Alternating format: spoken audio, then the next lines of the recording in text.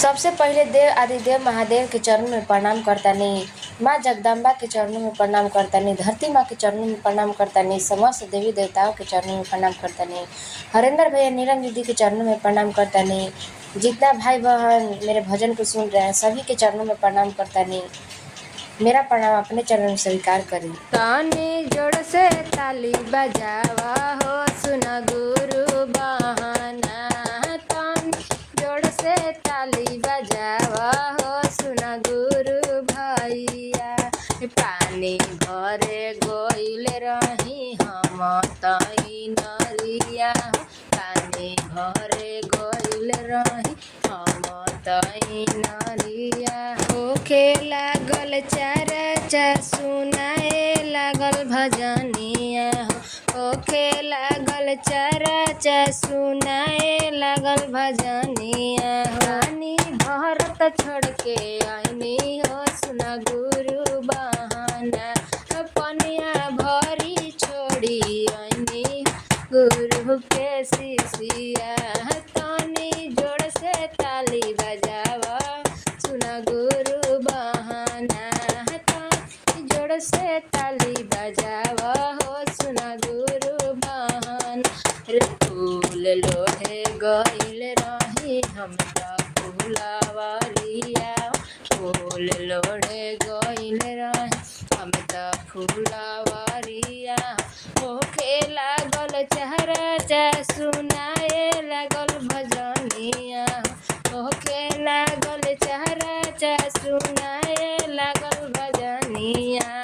फूलवा लोड़ी छोड़ी ओहनी गुरु के शिष्या। फूलवा लोड़ी छोड़ी ओहनी हो गुरु के शिष्या।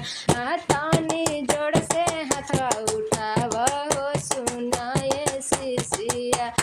तानी जोड़ से हथवा उठावा हो सुना गुरु भैया। अरे असनी लावे गइल रही हम त सहरिया हो। असनी लावे गइल रही हम त सहरिया हो। होखे लागल चरचा सुनाए लागल भजनिया। होखे लागल चरचा सुनाए लागल भजनिया। तयसनी छोड़ी हमी आईनी हो गुरु के शिष्या। असनी छोड़ी हम आईनी हो गुरु के शिष्या।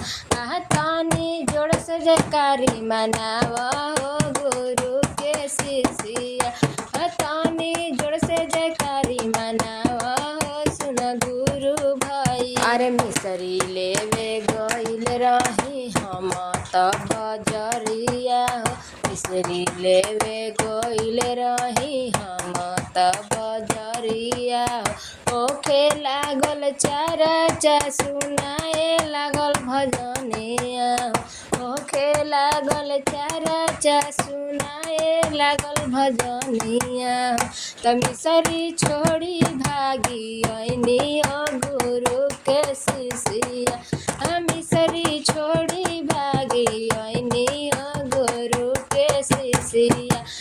तानी जोड़ से ताली बजावा हो गुरु के शिष्या। तानी जोड़ से ताली बजावा हो गुरु के शिष्या। अरे शिव के गुरु मान बांधल कंगनवा हो। शिव के गुरु मान बांधल कंगनवा हो।